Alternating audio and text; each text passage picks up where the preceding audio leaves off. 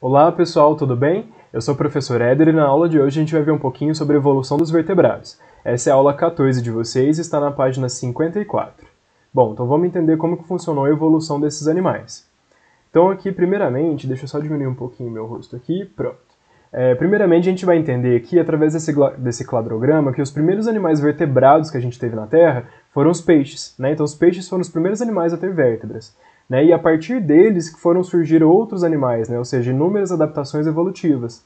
Então a gente percebe aqui, ó, inicialmente a gente tinha primeiro os peixes vertebrados, que são os peixes sem mandíbulas, depois os peixes cartilaginosos, os peixes ósseos, e a partir daí que gerou os outros clados, né, a gente vai ter os anfíbios, répteis, aves e mamíferos.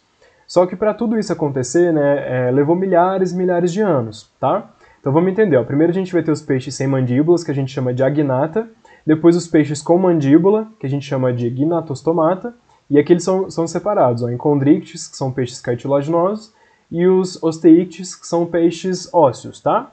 Então vamos entender como é que funcionou. Então começando pelo primeiro peixe vertebrado, que foi o agnata, né, que a gente pode chamar ele de ciclóstonos, tá? São os peixes primeiros vertebrados que a gente tem, só que eles não têm boca, tá? Por isso que a gente chama ele de agnata.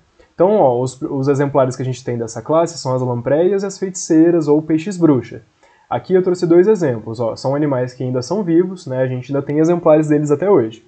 Então eles são animais, ó, bem simples, eles não têm nadadeiras, né, eles não têm mandíbula. Então o que vocês podem perceber, ó, que a boca deles é um cilindro, né, eles não conseguem abrir e fechar essa boca.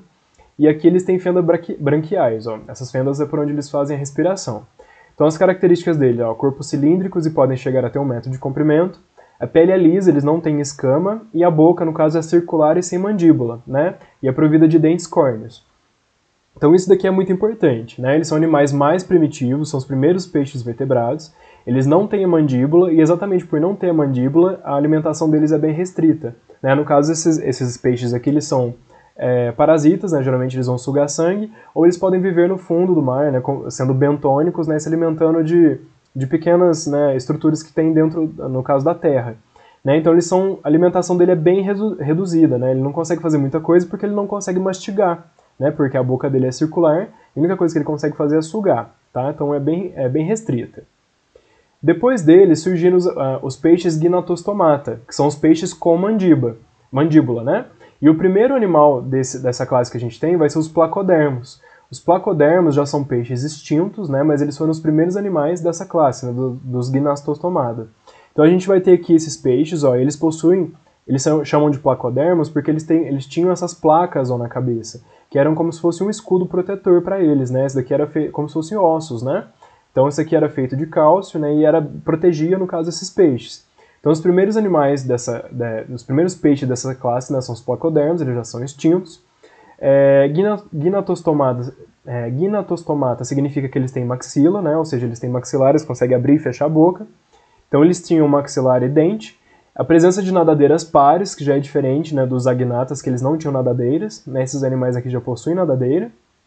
E isso aprimorou muito a locomoção, a predação, né, o fato sensorial deles. Então o que acontece? Esses animais eles já são mais evoluídos, são mais adaptados do que os agnatas. Né? Os agnatas são peixes bem-sucedidos evoluidamente, né, porque eles ainda existem até hoje, mas os gnatostomatas são animais mais adaptados. Né? Por eles terem a nadadeira, por eles terem o maxilar e conseguir abrir e fechar a boca, eles conseguiram explorar novos tipos de alimentação. Então eles conseguiram alimentar de outras coisas, né, em vez de ficar apenas sugando.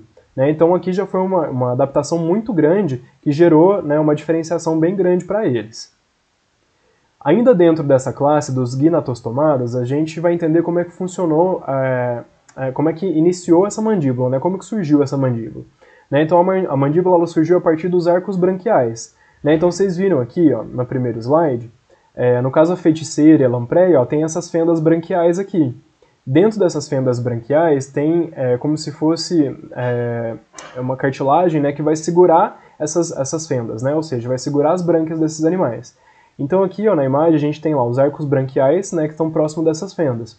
Esses arcos branquiais, aos milhares de anos, né, de adaptação, eles foram se modificando, né, até surgir uma mandíbula. Né? Então vocês percebem aqui, que ao decorrer dos anos, foram surgindo mandíbula. Então esse primeiro arco aqui, ele se modificou até formar a mandíbula. Então os peixes antes, que eram agnatas, que não tinham mandíbula, passaram a ter as mandíbulas, né? Então esses animais agora são os que têm a mandíbula, são classificados como gnatostomatas. E esse surgimento ocorreu justamente num período de explosão de diversidade, né? Foi quando, no caso, o auge da vida no mar estava, né, no seu topo, né? Então esses animais eram abundantes e nos milhares de anos que se passaram eles conseguiram se adaptar e evoluir. E no caso, então, esse maior número de possibilidades potencializou essa ação da seleção natural, né? Porque ele agilizou o processo evolutivo desses vertebrados. Então os animais que antes eram bem primitivos, né, que só podiam se alimentar parasitamente ou sugando coisas do fundo do mar, agora podiam se alimentar de outras coisas porque eles tinham mandíbula para mastigar. Bom, e dentro dessa classe ainda dos gnatostomatas, a gente tem dois grupos, né, diferentes que ainda são vivos. A gente tem os condrictes e a gente tem os osteictes. Os condrictes vão ser peixes cartilaginosos. O exemplo que a gente tem vai ser as raias e os tubarões, né? Então eles são peixes que não possuem ossos, né? Eles vão possuir cartilagem. E no caso aqui eles têm a mandíbula, né? Eles já são animais com mandíbula, né? Porque eles são gnatostomatas. E eles possuem pares de nadadeiras, tá? Então todos eles vão possuir um esqueleto cartilagíneo, vão ter dentes especializados que se renovam geralmente ao decorrer da vida. Então, por exemplo, um tubarão ele tem, no caso, dentes ilimitados, né? Ao decorrer dos anos, quando ele vai perdendo os dentes, vão surgindo novos dentes. Esses animais também eles possuem uma pele densamente coberta por escamas, né, em formato de dentes, né? Geralmente as escamas dos tubarões, das arraias, são bem resistentes. Tá? Então eles são os animais que representam os gnatostomatas que ainda são vivos, né? O anterior que eu falei para vocês aqui, que são os placodermos, foram os primeiros animais dessa classe, mas eles não são vivos mais, eles já são extintos. Então voltando aqui, a gente tem esses condrictes, que são os peixes cartilaginosos, e após eles a gente tem os osteictes, né, que são os peixes ósseos. Esses aqui representam a maior parte dos peixes que a gente conhece ultimamente, né? São os peixes que realmente possuem ossos. Esses animais eles habitam todos os tipos de água, né? De água salgada, doce, salobra, quente ou fria, né? Então eles são animais que estão amplamente diversificados no mundo, né? Essa é a classe mais recente, né, do ponto de vista filogenético, porque ele é considerado mais evolutivo, né? Porque ele é a última classe de peixes, né? A classe mais adaptada. E dentro dessa classe vai ter duas separações. A gente vai ter o Sarcopterige e o Actinopterige. Os Sarcopterige são os peixes com nadadeira lombada. Aqui ó, vocês percebem que a nadadeira desses peixes ela é carnuda, né? Ela possui ossos e carnes. Já que os Actinopterige são peixes com nadadeira raiada, ó, elas não possuem essa carne, né, dentro dessas nadadeiras. Então vamos entender primeiro os Actinopterige, né, que são os animais, os peixes osteictes, que possuem ossos, que estão dentro da classe dos gnatostomatas, que são os peixes que possuem mandíbula, tá? Então aqui, se vocês quiserem até voltar lá no primeiro slide, aliás, no vídeo, né? Se vocês quiserem tirar um print dessa imagem aqui para vocês irem acompanhando, é até melhor. Tá? Então a gente já falou aqui dos peixes sem mandíbulas, que são os peixes agnata. O exemplo que a gente deu aqui foi da lampreia, né? Que eles possuem a boca circular. E agora a gente já está falando aqui ó, dos gnatostomatas. Eu falei da espécie dos placodermos, ó, que já são extintos, e agora depois eu falei dos cartilaginosos, que a gente chama de condrictes, e agora os peixes ossos, que a gente chama de osteictes. E aqui dentro dos osteictes, que eles são separados em Sarcopterige e Actinopterige. Então vamos voltar aqui para vocês entenderem. Ó. Então os Actinopterige, né, que são os peixes com nadadeira raiada. Né? Então esses peixes aqui são compostos por nadadeira raiada. Né, aqui se vocês analisarem a imagem, ó, eles são animais que possuem narina, a boca com a mandíbula, olhos, o opérculo, que vai ser essa membrana que vai proteger as brânquias. Eles têm pares de nadadeiras, ó, nadadeira peitoral, nadadeira anal, a nadadeira dorsal e a nadadeira caudal. Né, então eles possuem vários tipos de nadadeira que auxiliam na locomoção. E eles possuem escamas, né, esses peixes possuem escamas e cada espécie vai ter uma escama diferente. Né, então a maioria dos peixes ósseos que a gente conhece fazem parte dessa classe aqui, dos Actinopterige, tá? Então eles vão possuir todas essas estruturas corporais. Então eles são peixes, por exemplo, igual a tilápia, né, que a gente conhece, que é um exemplo mais próximo da gente. Já os Sarcopterige são os animais, esses peixes, né, que possuem uma nadadeira lombada, ou seja, uma nadadeira carnuda, né, que ela possui ossos e carnes e musculatura. Esses animais aqui eles são muito importantes nessa evolução. Né, eles são, aqui no caso considerado, os últimos peixes, né, evolutivamente, que ainda estavam na água, né, porque a partir deles aqui vão surgir os anfíbios e outros, no caso, peixes que conseguem sair da água e os anfíbios. Então essa classe aqui do Cercopteride é muito importante evolutivamente, tá? Então, ó, atualmente esses peixes do Cercopteride, né, os que vivem, a gente tem 2 espécies do gênero Actinistia e 6 do gênero Dipnoi. No caso aqui, os do gênero Dipnoi são peixes pulmonados, né, são os primeiros peixes que conseguem respirar fora da água, tá? Então isso é muito importante evolutivamente. E aqui o que é importante, né? Todos os tetrápodes, né? Todos, no caso, os répteis, mamíferos, anfíbios, aves, todos os animais terrestres, eles derivaram de um descendente comum da linha do Cercopteride. Por quê? Porque eles são animais muito análogos, né? Muito parecidos estruturalmente, né? O corporal, né? Com os animais que vivem hoje na Terra, né? Que são os animais terrestres. Então vamos entender essa importância evolutiva, ó. Então os Cercopteride foram os primeiros animais que possuíam essa nadadeira com ossos e carnes, né? E a gente tem exemplo de peixes desses que ainda vivem hoje, que conseguem se locomover no fundo do mar com essas nadadeiras, né? Eles conseguem mexer essa nadadeira como se fossem patas, né? E elas, né, elas possuem ossos análogos aos ossos dos animais terrestres de hoje. Então se vocês analisarem aqui, eles vão possuir praticamente as mesmas estruturas ósseas, né, nessas patas, iguais os animais terrestres de hoje. Tá? Então eles vão possuir as nadadeiras pares, né? No caso a gente tem a frontal e a pélvica, e essas articulações são semelhantes aos membros dos tetrápodes, tá? Porque isso evidencia, né, que essas nadadeiras ajudaram evolutivamente a possibilitar a vida da terra dos anfíbios. Por quê? Vamos entender agora, ó. No caso aqui a gente tem os outros peixes dessa classe dos Cercopteride, que são os dipnoicos, que são aqueles peixes que eu falei para vocês que têm a respiração pulmonada. Né? Então eles vão ter uma bexiga natatória, né, dentro do corpo deles, que é adaptada à respiração aérea.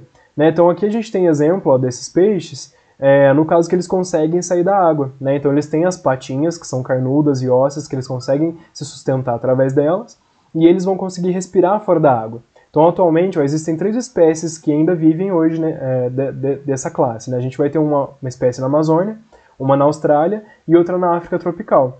Então eles são muito importantes. Eles marcam aqui a transição entre a água e o ambiente terrestre. Então eles foram os primeiros animais aqui a sair da água, né, por eles possuírem essas nadadeiras carnudas e poderem respirar fora da água, e a partir deles que foram surgindo outros animais, né, outras adaptações. Aí surgiram os anfíbios e assim por diante.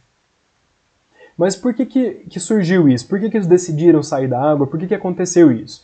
Né, eu já expliquei para vocês que a evolução ela é aleatória, né? As adaptações, as mutações são aleatórias, elas demoram muitos anos para isso acontecer, né? Mas de acordo com o ambiente que elas vão ser alteradas, né? Então, por exemplo, vamos supor que aqui a gente tem, ó, alguns exemplares desses animais, desses Cercopterides.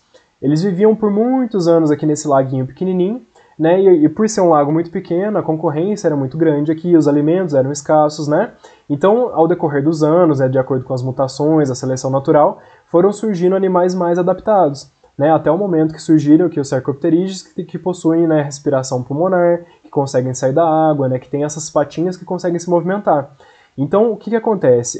A teoria mais aceita até hoje diz que esses animais aqui eles evoluíram justamente para eles conseguirem sair desses ambientes e irem para ambientes maiores, né, para eles conseguirem se alimentar aqui, por exemplo, numa floresta, e também mudarem para outros lagos maiores, onde tem menos concorrência e uma alimentação mais abundante. Tá, então esses membros, né, essas patinhas, e no caso o pulmão, a respiração, né, aeróbica, ela possibilitou isso, tá? Mas o que vocês precisam entender é o seguinte, é que essas mutações, essas alterações genéticas da seleção natural, ela é aleatória, né, e ela depende, né, no caso de outros seres, depende do ambiente que esses animais vivem, e é a partir disso que vão surgindo outros animais.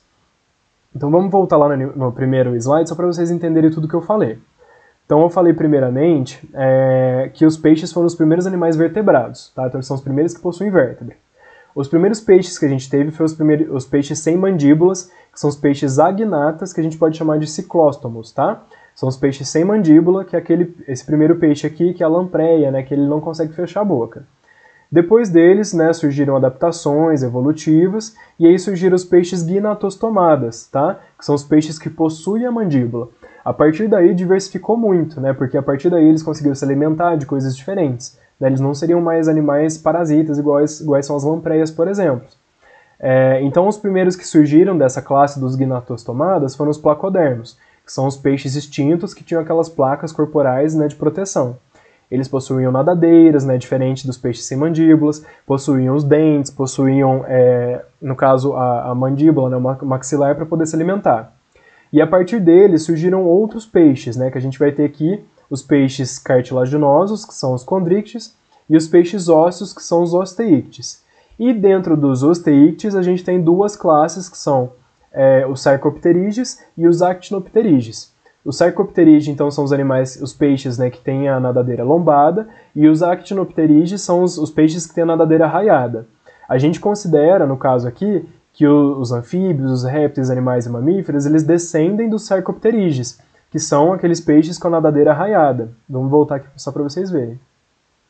Né? Então, todos os anfíbios vão descender dessa classe aqui do sarcopterídeo, que são os animais que possuem essa nadadeira, que possibilitou sair da água e que alguns possuem respiração pulmonar. Né? A gente tem exemplos vivos até hoje que são esses aqui, né? Eles parecem bem com sapos, né? Parecem bem com anfíbios, né? E eles conseguem sair da água, conseguem fazer respiração pulmonar e eles conseguem viver um tempo fora da água. Então eles foram o primeiro salto, né, da vida fora da água. E essa teoria evolutiva, no caso, ela ocorreu devido ao que eu falei para vocês. No caso, eles tinham muita competição, né, de acordo com a adaptação, a seleção natural. Esses animais que surgiram, que tinham as patas e conseguiam respirar, conseguiam sair desses ambientes pequenos e ir para outros ambientes maiores, tá? Então, pessoal, foi isso. A aula de hoje a gente falou um pouquinho, então, sobre a classe dos vertebrados, a gente falou como eles evoluíram, e é importante vocês seguirem aquele cladograma para vocês entenderem direitinho, tá? Eu quero que vocês façam agora os exercícios da aula 14, que está na página 57, e os adicionais do 131 ao 144. Se vocês tiverem alguma dúvida sobre a aula, vocês podem mandar no meu e-mail, inclusive eu escrevi errado aqui, ó, é ederfalcone, falta um F aqui, ederfalconecorreia@hotmail.com, tá? Então vocês podem entrar comigo, em contato comigo, e eu agradeço muito a presença de vocês nessa aula, tá? Muito obrigado por tudo, e até uma próxima aula, pessoal!